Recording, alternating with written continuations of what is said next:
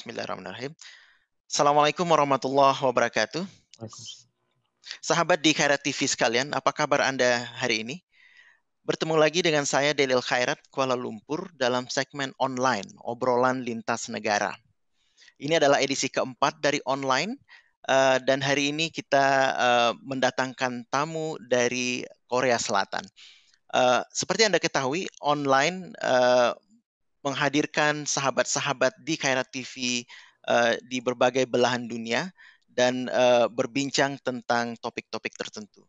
Dan kali ini kita masih akan berbincang tentang topik yang masih hangat tentu dan masih perlu kita gali lebih dalam, yaitu COVID-19 atau Coronavirus Crisis yang saat ini masih mengurung dunia sejak awal tahun 2020.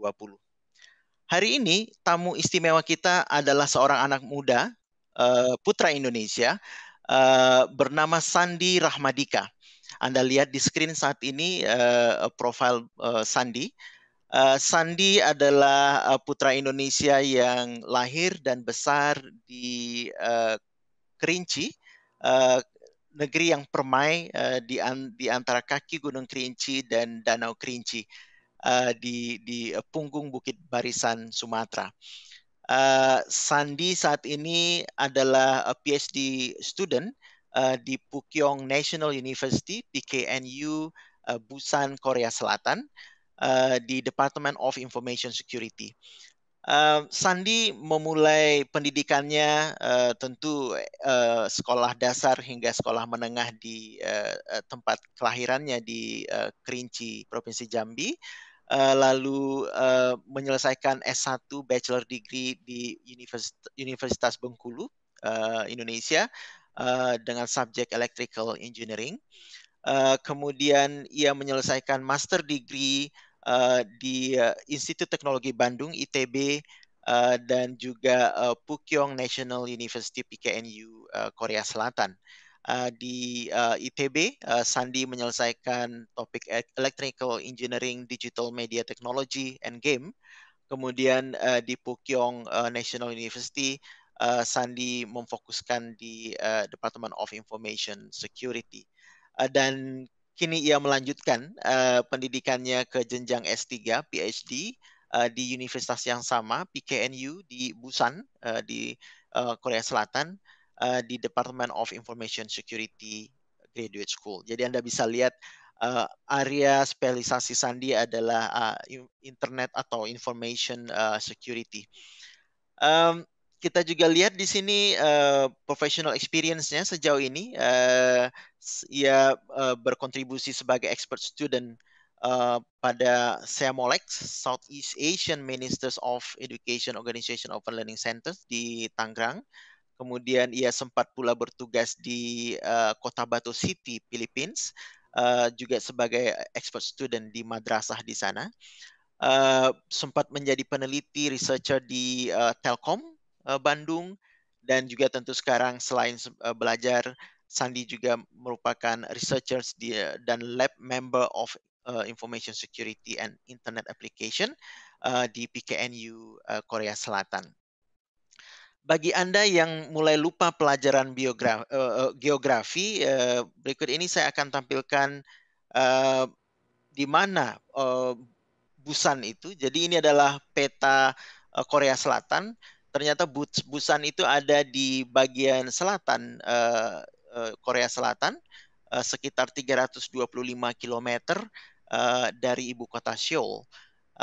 Dan di sini Sandi memberikan ke saya, nanti kita akan juga membahas kota di antara Seoul dan Busan, yaitu Daegu, Gyeongsangbuk-do, karena kota ini menjadi kota yang penting dalam hal COVID-19 karena merupakan zona merah COVID-19 di Korea Selatan.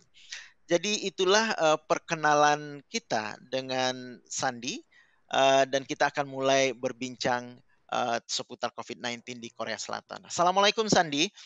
Waalaikumsalam warahmatullahi wabarakatuh. Terima kasih atas kesediaannya bergabung dengan di Khairat TV dalam segmen online kali ini. Saya sangat menghargai kesediaan Sandi. San, pertanyaan pertama dari saya barangkali mungkin Sandi bisa ceritakan ke kita bagaimana COVID-19 bermula di Korea Selatan, bagaimana perkembangannya dan di mana Korea saat ini dalam hal COVID-19 crisis. Silakan Sandi. Siap. Bismillahirrahmanirrahim. Assalamualaikum warahmatullahi wabarakatuh. Salam.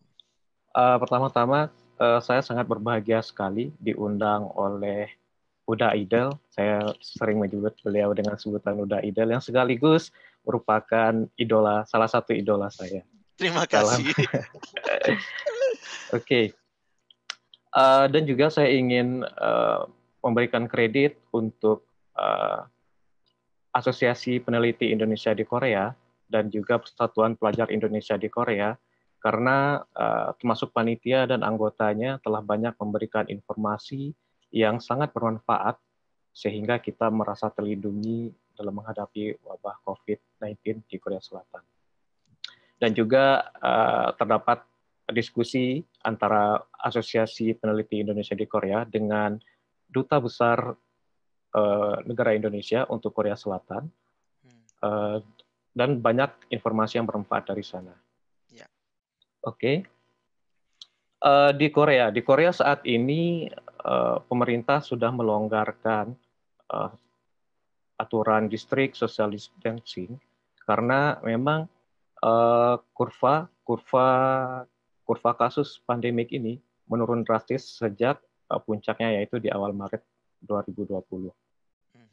Kemudian social distancing di Korea pertama kali diterapkan pada tanggal 4 Mei 2020.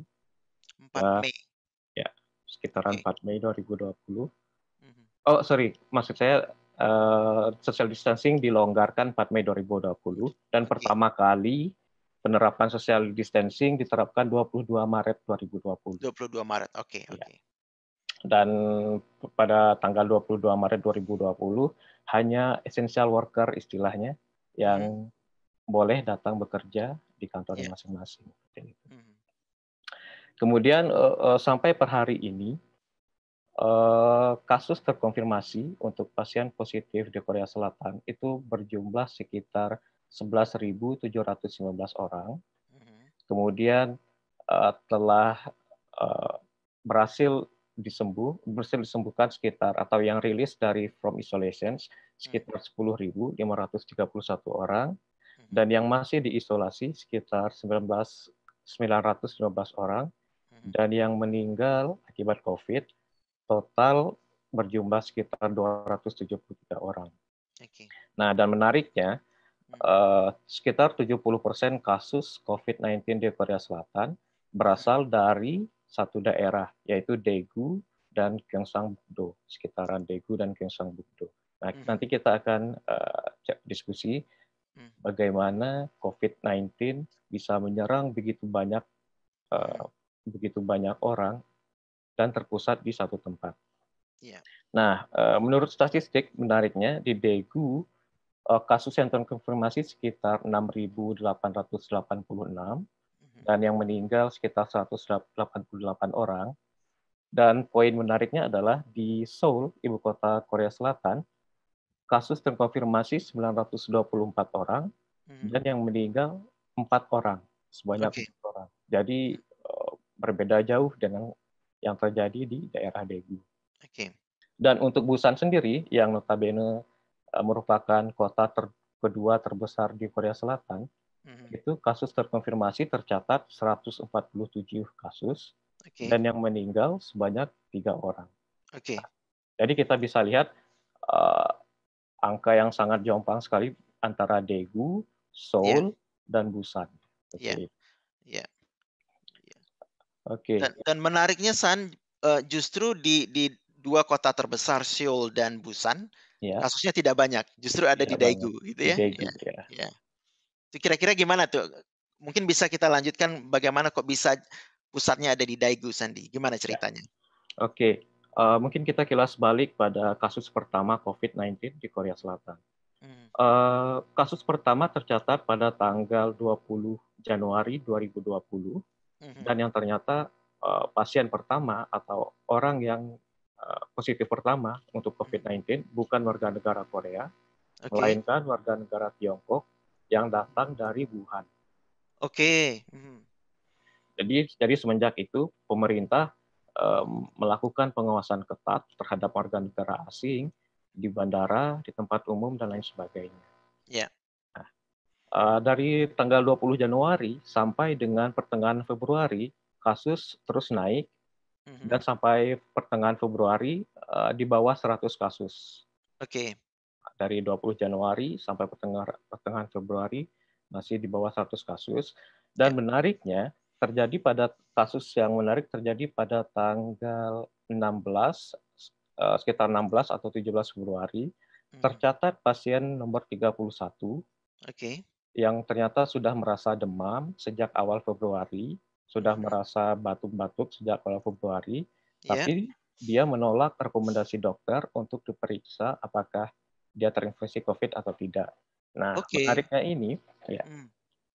Menariknya saya ceritakan sedikit untuk pasien 31 karena ini merupakan poin penting eh, dan merupakan faktor penyebab terjadinya lonjakan yang begitu besar di daerah Daegu. Ya. Oke. Ya. Pada tanggal 6 Februari, pasien 31 ini masih kerja beraktivitas seperti biasa, melakukan kontak terhadap eh, terhadap orang-orang sekitar dan pulang, beraktivitas seperti biasa. Ya. Nah, tanggal 7 Februari, pasien 31 ini mengalami kecelakaan, lalu dipindahkan ke rumah sakit. Oke. Oke. Oke. Nah, di rumah sakit ini eh, beliau diobatin, terus dokter kok merasa curiga ya, kok pasien 31 ini seperti memiliki gejala corona, Ya. padahal dari tanggal 6 sampai dengan tanggal 7 dia sudah eh, dia sudah memiliki simptom corona Ya. seperti batuk, bersin-bersin dan lain sebagainya. Mm-mm. Nah, lalu dokter menyarankan dia untuk pergi ke rumah sakit yang lebih besar untuk diperiksa lebih lanjut. Oke. Nah, namun yang terjadi adalah pasien 31 menolak rekomendasi dokter dan dia bersikeras bahwa dia tidak keluar negeri, tidak melakukan kontak langsung dengan orang positif corona, dan dia sangat percaya diri bahwa ini hanya demam biasa, bukan corona, dan sebagainya. Oke. Nah, tanggal 9 Februari, Mm. tepatnya pada hari Minggu, nah Mm. dia pergi ke rumah ibadah di daerah Daegu, namanya adalah Shincheonji, rumah ibadah Shincheonji. Mm. Yang rumah ibadah Shincheonji ini sedikit misterius, nanti kita akan Iya. diskusikan Oke. di Oke. rumah ibadah Shincheonji. Nah, rumah ibadah ini dihadiri oleh begitu banyak orang Iya. dan bersifat tertutup. Nah, padahal pasien 31 ini dia sudah terinfeksi COVID-19, tapi dia tetap menghadiri uh, rumah ibadah di Shincheonji tersebut. Iya. Nah, Iya. dan dia seperti biasa berinteraksi dengan orang-orang sekitarnya dan tentu menginfeksi orang-orang sekitarnya. Iya. Nah, untuk tanggal 10 sampai dengan 14 Februari, mungkin orangnya merasa nggak fit, simptom semakin memburuk, dan dia pergi ke rumah sakit, tapi bukan ke rumah sakit yang menjadi rujukan untuk COVID-19. Tapi dia Oke. malah pergi ke rumah sakit tradisional dan dirawat di sana selama 4 hari. Nah, sekitar tanggal 15 Februari, keadaan makin memburuk, lalu dia diperiksa di rumah sakit. Nah, dia minta diperiksa, sembari menunggu hasil pemeriksaan tersebut. Nah, si pasien 31 ini malah malah pergi ke sebuah hotel menghadiri acara pernikahan. Oke. Nah, lalu dia makan siang di sana, Oke. berinteraksi dengan orang-orang di sana, lalu balik lagi ke rumah sakit Rumah sakit. ya untuk pemeriksaan lebih lanjut. Oke. Tanggal 16 Februari, Mm. ternyata pasien 31 fix dinyatakan positif COVID-19. Oke. Oke. Nah, jadi bisa dibayangkan sekitar dari tanggal 6 Februari, yang Ya. harusnya pasien 31 ini diisolasi, mendapatkan perawatan, tapi dia malah wirawiri ke sana kemari, Ya. berinteraksi Ya. dengan begitu banyak orang, menggunakan kendaraan umum dan lain sebagainya. Nah, Ya. dari sinilah terjadinya lonjakan kasus yang begitu besar di daerah Daegu. Iya. Iya.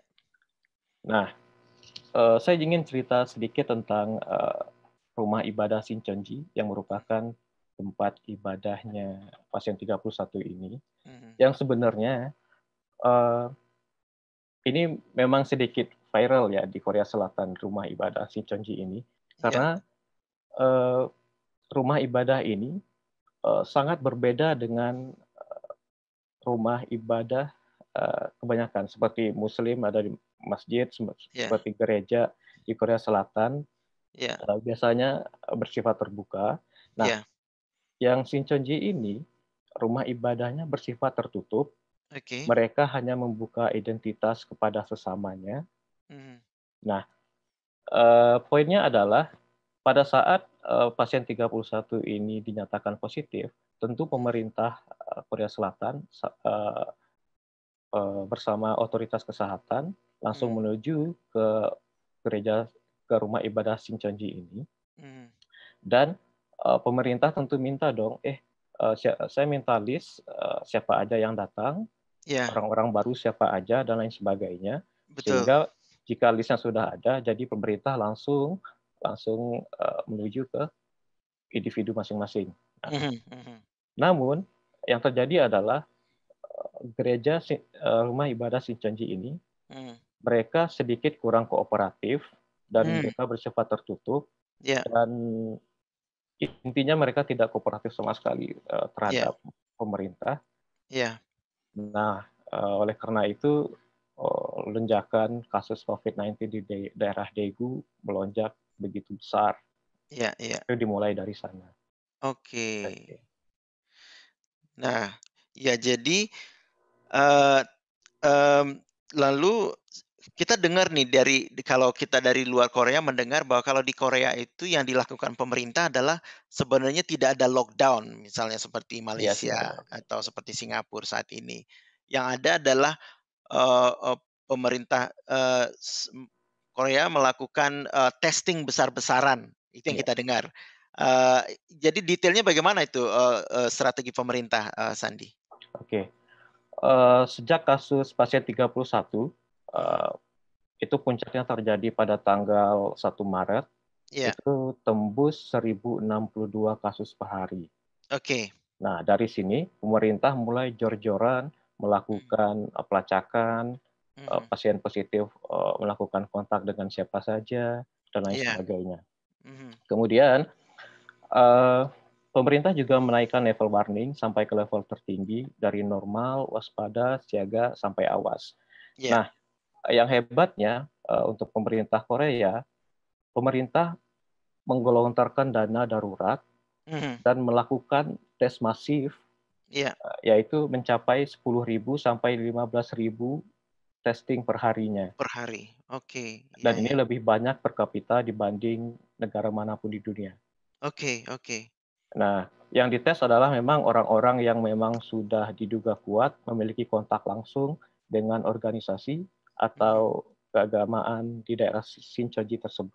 iya, iya, Nah, sampai dengan per hari ini, tes yang sudah dilakukan oleh pemerintah Korea itu mencapai 1.005.305 testing, oke, lebih dari 1 juta. tidak bisa 1 juta, Ya, dan hasilnya adalah 977.351 dinyatakan negatif dan mhm, yang positif hanya sekitar 1,2%.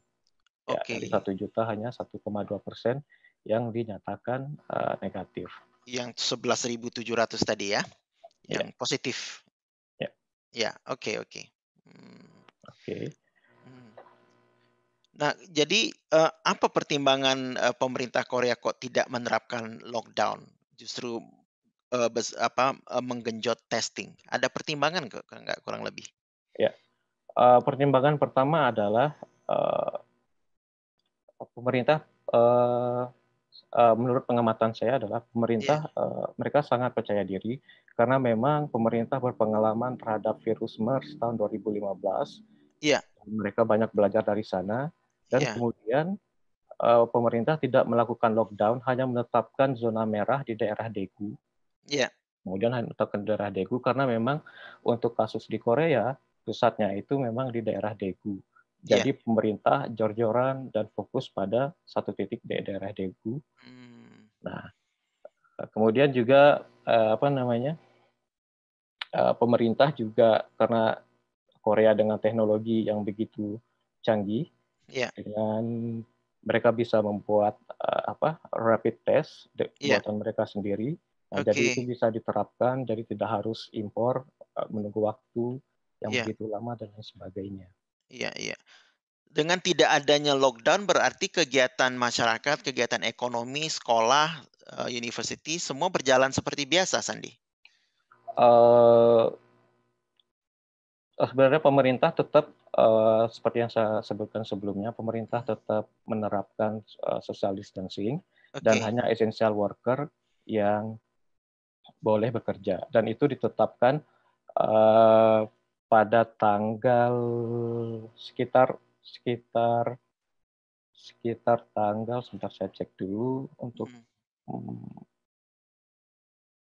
ya sekitar di awal-awal Februari, pertengahan Oke. Februari pemerintah sudah menetapkan untuk meliburkan sekolah termasuk universitas dan termasuk di universitas saya itu Mhm. semua kelas dilakukan secara online dan lain Oke. sebagainya.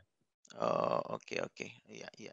Berarti tetap saja ada pengurangan aktivitas sehingga ekonomi pun sebenarnya tentu juga aktivitasnya menurun, volumenya juga menurun begitu ya? Ya, ya, Ya, berarti sama dengan negara lain, hanya mungkin, eee eee, intensitasnya tidak separah di tempat lain yang menerapkan lockdown, saya ya, rasa. benar sekali. Ya, oke, Hmm.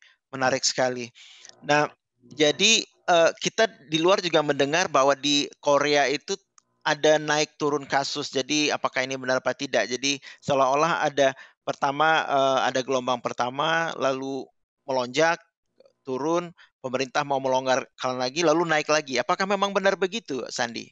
Iya, jadi semenjak puncak yang paling tinggi untuk kasus pandemi COVID-19 ini terjadi Mmm, pada tanggal 1 Maret, lalu ya, pemerintah jor-joran sampai dengan sekitar pertengahan, sampai dengan di awal April itu kasus menurun drastis ya, dan kurva juga eh, melandai. ya, Nah, dari sana kita sebagai termasuk foreigner merasa merasa merasa aman sekali berada di Korea sampai profesor sempat bilang, "Sandi, kamu sekarang berada di negara yang aman untuk COVID-19." iya, Karena oke, memang kasusnya turun drastis, pemerintah iya, jor-joran, tes masif iya, dilakukan secara berkala dan lain sebagainya. iya, Memang ada seminggu belakangan ini eh, terdapat apa namanya kasus pandemik mhm, yang perharinya itu mencapai 79 kasus. Nah, yang mmm, biasanya di bawah 50, sekitar iya, 25, 10 dan lain sebagainya. Nah, iya, pada hari itu eh, terjadi terdapat sekitar 79 kasus. mhm, Nah, sempat kemudian terdapat apa namanya warning warning message dari mhm, handphone masing-masing. iya, Oke, ini ada kasus lagi, jadi lebih mhm, berhati-hati dan lain sebagainya. Nah, oh, oke, kemudian, nah, yang untuk yang 79 kasus ini juga sebenarnya berasal dari salah satu lingkungan e-logistik. Nah, mmm. jadi hanya terpusat di satu titik aja, Oke, oke. Jadi bisa tidak di-confine menyebar di gitu ya? seluruh Ya, Korea. nggak menyebar.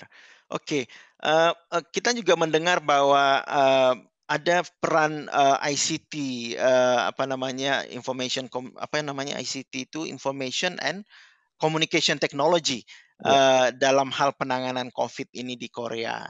Bagaimana itu ceritanya, Sandi? Oke, itu menarik untuk dibahas karena Ya, memang Korea dengan teknologi yang begitu maju, mereka mhm, benar-benar memanfaatkan ICT mhm, untuk melandaikan kurva COVID-19. ya, Sebelum beralih ke ICT, saya ingin menyampaikan beberapa poin penting juga, termasuk iya, kebijakan dari beberapa kementerian, seperti mhm, Kementerian Tenaga Kerja.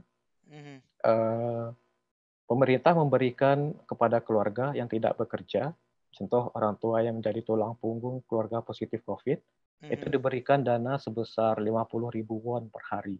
oke, 50.000 won sekitar kalau dirupiahkan itu sekitar 550.000 rupiah lah per hari. Oke. Mhm. Kemudian juga pemerintah juga menutup ekspor masker ke luar negeri, Oke. terutama pada masa-masa krisis masker di awal Maret, Ya. yang mana awal Maret merupakan uh, puncak COVID-19 di Korea Selatan. Dan, Mmm. namun hanya sekitar 1-2% dari total stok masker yang diekspor ke luar negeri.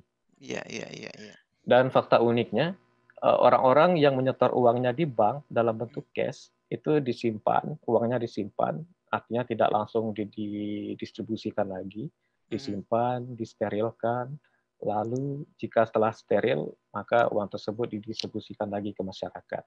Oh, Nah, begitu. untuk ya, Oh, ini untuk menarik itu ya, ya, ya, betul. Karena uang, memang notes bisa menjadi, apa namanya, penular, apa namanya, mode penularan, Covid ya? iya, iya. Iya iya, oke. Dan untuk pemerintah lokal, Mmm. secara garis besar pemerintah melarang demo Mmm, karena, melarang berkumpul dan berpusat di satu titik iya. dan tidak melakukan ibadah keagamaan, Mhm. masjid ditutup, gereja ditutup, semua ibadah keagamaan ditutup sampai dengan hari ini. Mmm. Kemudian, pemerintah, menerapkan gerakan tinggal di rumah, working from Mhm. home, dan lain sebagainya. Mmm. Dan untuk, Kementerian Pendidikan, Mhm. eee pemerintah menetapkan semua kelas bersifat online, Iya. dilarang tetap muka secara langsung, Mhm. dan sebagian besar baru mulai tanggal 16 Maret untuk kelas Mhm. online, dan Iya. ya tatap muka dibuka pada April 2020 Oke. sekitar ya. Tapi masih belum bisa terrealisasi Iya. karena terdapat kasus 79 kasus per hari yang sudah saya ceritakan sebelumnya. Oke oke oke. Betul betul. Kemudian oke, ini menarik untuk Mhm. yang, kasus untuk penerapan ICT di Korea Iya. Selatan. Pertama, poin pertama adalah, teknologi ICT tidak akan berperan maksimal jika tidak dibarengi dengan willingness atau kemauan masyarakat untuk Mhm. mengakses informasi dari pemerintah itu sendiri. Iya. Nah, kemudian beruntungnya Korea Selatan masuk 3 besar untuk e-Government Development Index. Artinya adalah, ketersediaan pemerintah memberikan informasi secara online, Mhm. secara online. Mmm. Kemudian, dan beruntungnya juga, Korea Selatan masuk peringkat 2 tertinggi untuk e-Participation Index.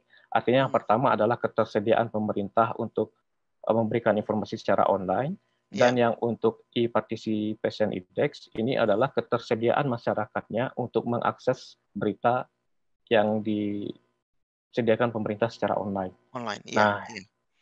jadi ini ibaratnya, niat baik, Mhm. disambut baik juga oleh masyarakat. Iya iya iya. Nah, oleh karena itu pemerintah Korea Selatan melihat, oke ini sepertinya peluang bagus untuk, menerapkan ICT untuk Mhm. menekan kurva COVID-19 di Korea Selatan. Mmm. Kemudian juga di Korea Selatan, semua daerah sudah tercover dengan minimal jaringan 4G, Oke. dan beberapa daerah besar sudah 5G, dan kita Mhm. tahu, Korea Selatan, bersama Jepang mereka terdepan untuk wilayah Asia Mhm. untuk, networking. Iya. Kemudian, pertanyaan adalah kenapa pemerintah Korea Selatan menggunakan ICT? Yang Mhm. pertama adalah untuk transparansi dan Mhm. untuk mengurangi hoax. Nah, Oke. dari informasi disampaikan melalui satu pintu, Mhm. website milik pemerintah, dan Iya. semua informasi yang valid dan terbaru di-update di sana. Mhm. Jadi otomatis akan, mengurangi hoax. Iya iya. Kemudian, ICT juga membantu social distancing, Mhm. karena untuk setiap penambahan kasus yang terjadi di Korea Selatan, itu Mhm. diinformasikan secara rutin, ke handphone masyarakat Korea, termasuk, foreigner seperti saya. Iya. Jadi, untuk contoh penambahan pasien pasien ke-100. Nah, Mhm. pasiennya kemana saja, jam berapa, misal dari pasar, lalu ke sekolah, lalu Mhm. balik lagi ke rumah temannya. Mhm. naik kendaraan apa, jam berapa, lalu diinformasikan secara detail ke Mhm. handphone masing-masing. Itu melalui cellular broadcasting service. Oke oke. Nah, jadi kita bisa tahu, oh oke, untuk pasien ini dia dari Megamart, Mhm. untuk misalnya, oke Mhm. jam 4 sore. Iya Jadi kita otomatis kita bisa memperoleh informasi secara rutin dan iya. kita bisa, mengecek, oh oke untuk daerah sini berarti saya masih aman karena saya tidak melakukan kontak Mhm. di daerah sana dan sebagainya. Nah, Oke. Tapi identitas, pasien itu tidak dibuka kan ya? ya Misalnya tetap nama tetap anonimus, hanya oke, pasien 31, pasien nomor. 32 dan lain Ya. sebagainya. Oke oke oke. Dan kemudian untuk yang working from home, Mhm. pemerintah tidak hanya memberikan perintah untuk melakukan kerja dari rumah, tapi Mhm. pemerintah juga menyediakan fasilitas. Mhm.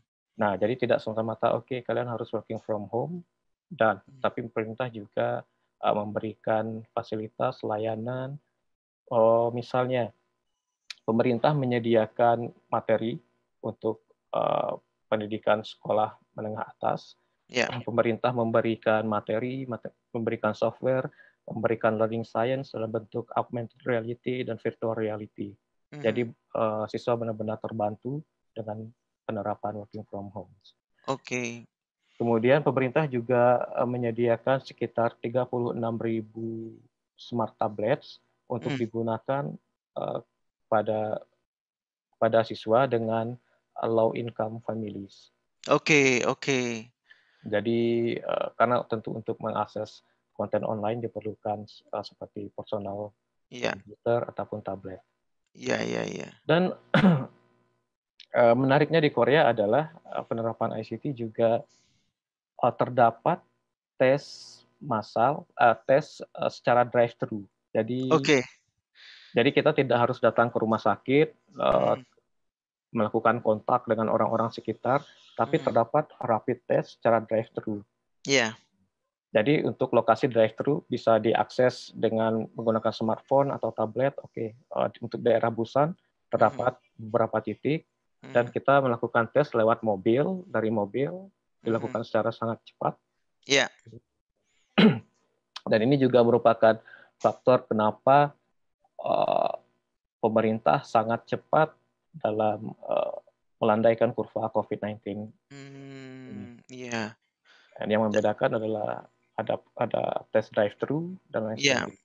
Iya iya. Kemudian juga peran IT itu bisa dirasakan pada pendatang, warga Mhm. negara asing ataupun warga negara Korea Mhm. yang datang ke Korea dari 7 Maret, itu mereka diwajibkan menginstal satu aplikasi, Iya. self-diagnosis applications. Mhm. Kemudian mereka memang diwajibkan karantina selama 14 hari Iya. dan, untuk informasi terbaru, informasi, eee dari hari pertama karantina sampai dengan hari ke-14 karantina, Mhm. itu diupdate secara rutin melalui aplikasi. Oke. Dan, pemerintah juga memasang GPS pada applications Iya. dan kalau si yang karantina keluar rumah, itu akan langsung ditelepon oleh pemerintah, "Eh, kamu Oke. jangan keluar rumah karena ketahuan." Oke oke. Iya iya iya iya. Dan juga, pernah ada kasus, warga negara asing. Mhm. Itu mereka mencoba untuk mengelabui pemerintah, Mhm. handphonenya ditaruh di rumah, Iya.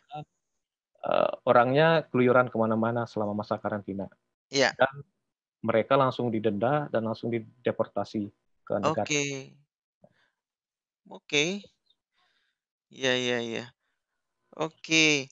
Jadi, luar biasa ini. Jadi sebenarnya menariknya yang saya bisa tangkap adalah yang kita dengar di luar bahwa kunci kesuksesan Korea itu sebenarnya adalah, massive testing. Tapi kalau dari pemaparan Sandi barusan saya lihat ini sebenarnya massive testing tapi bukan sekedar testing, random, tapi ini sebenarnya juga targeted testing menurut saya. Karena dengan adanya, penerapan penggunaan, ICT tadi, setiap pribadi di Korea itu sudah bisa melakukan self assessment duluan kan, apakah dia Iya, itu berisiko apa enggak ya. iya, Jadi dia juga bisa memutuskan apakah dia perlu datang ke tempat drive thru untuk, dites atau tidak kan. Kalau iya, misalnya dia hanya di rumah saja tidak kemana mana mungkin dia merasa, "Ya udah nggak perlu, saya nggak beresiko."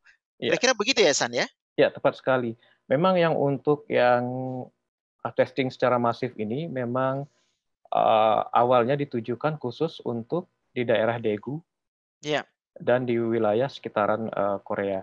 Dan, awalnya, di awal-awal, untuk testing ini gratis untuk, mhm, sekiranya memiliki gejala batuk, mhm, memiliki bersin atau, simptom COVID-19, itu iya, mereka bisa langsung, eee, memperoleh langsung, mendapat akses testing. Nah, mmm, namun, karena, permintaan begitu besar mhm, dan soalnya, karena Covid, yang namanya COVID-19, batuk iya, sedikit kita khawatir langsung ke rumah sakit, iya, minta tes, minta dites seperti itu. Nah, iya, pemerintah lalu, mengubah kebijakan yang awalnya gratis untuk siapa saja, mhm, lalu diubah menjadi, si pasien, calon pasien harus mendapat rujukan dari dokter. mmm. Nah, untuk memperoleh rujukan kita harus membayar sekitar sekitar 100.000 won atau sekitar 1 jutaan rupiah. Oke, oke. Iya, iya, iya. Itu lagi dengan itu tentu memfilter lagi nih orang yang akan dites, Iya, betul-betul tepat yang sekali. betul-betul merasa perlu untuk dites ya. Betul, Iya. betul. Oke, ada lagi poin terkait dengan ICT yang mau disampaikan, Sandi? Saya rasa itu cukup. Itu aja Memang ya? ada beberapa poin, tapi Mmm, yang paling signifikan, yang paling iya, dirasakan oleh masyarakat, mhm, eee, iya. Oke, mungkin kita beralih ke topik berikutnya yaitu bagaimana dampak COVID-19 ini ke komunitas Indonesia di Korea? Sandi, mungkin bisa diceritakan? ya, eee, pertama, saya ingin menyampaikan, statistik dulu. Iya, Berdasarkan data imigrasi terbaru, mhm, warga negara Indonesia yang berada di Korea Selatan, berjumlah sebanyak sekitar 42.000 orang mhm, dan sekitar 37.000 itu adalah, pekerja migran oke, dan mahasiswa sekitar 1.500-an orang. mmm, Nah, memang semenjak kasus pertama di pertengahan Januari, mhm, 20 Januari 2020, KBRI langsung bergerak cepat dengan iya, membentuk satgas khusus memantau untuk, mengenai perkembangan COVID, terutama untuk melindungi warga negara Indonesia di Korea Selatan.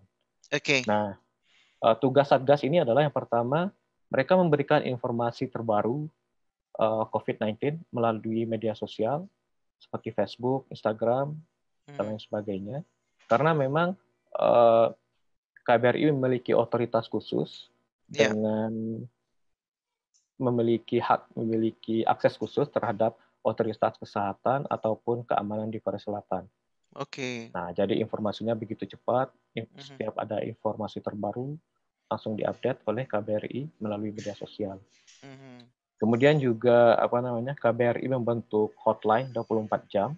Jadi kita misal kita terkena simptom atau kita punya, eee, punya masalah terkait COVID-19 bisa langsung dihubungi KBRI, iya, karena KBRI, online 24 jam.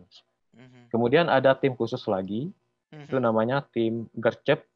iya, Itu adalah, anggotanya terdiri dari berbagai unsur dan elemen masyarakat Indonesia di Korea Selatan.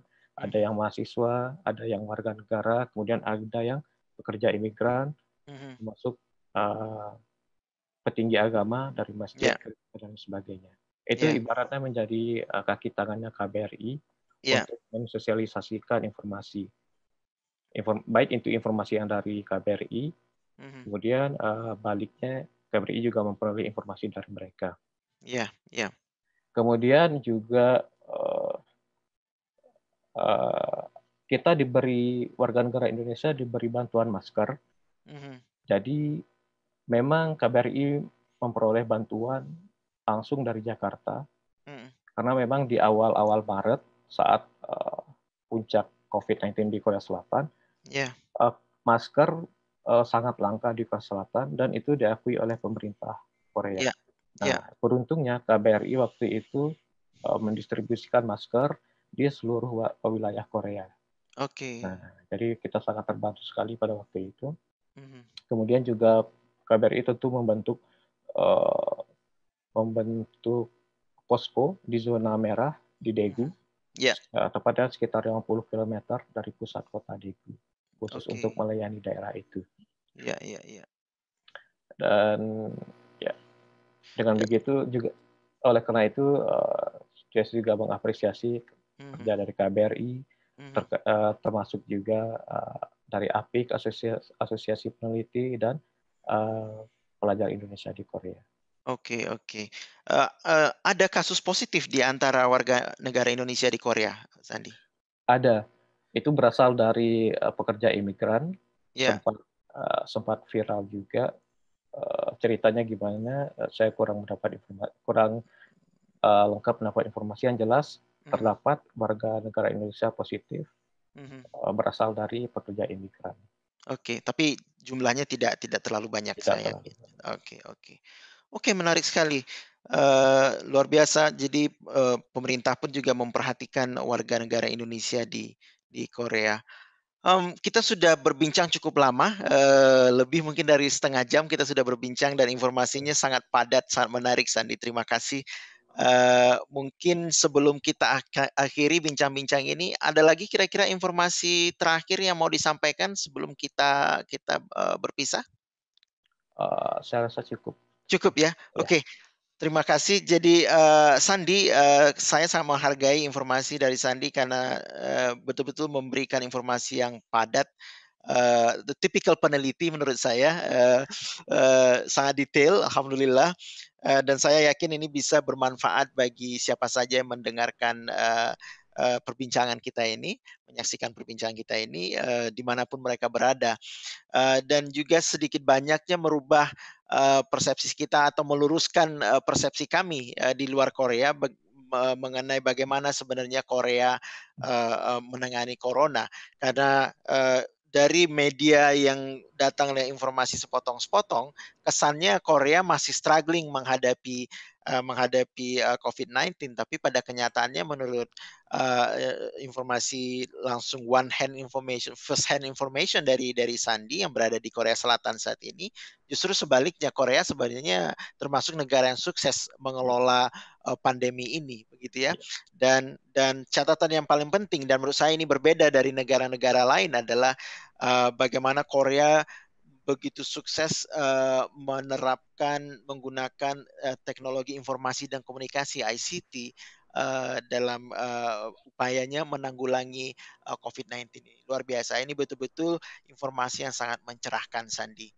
Jadi, akhir kata atas nama Dikara TV saya mengucapkan terima kasih atas kesediaan dan informasinya, mudah-mudahan bermanfaat. Saya doakan Sandi beserta kawan-kawan seluruh, rakyat Indonesia di Korea dan seluruh warga Korea, sehat walafiat, mudah-mudahan, COVID-19 ini segera berlalu dan kehidupan kita kembali normal seperti sedia kala. Wassalamualaikum warahmatullahi wabarakatuh. Waalaikumsalam.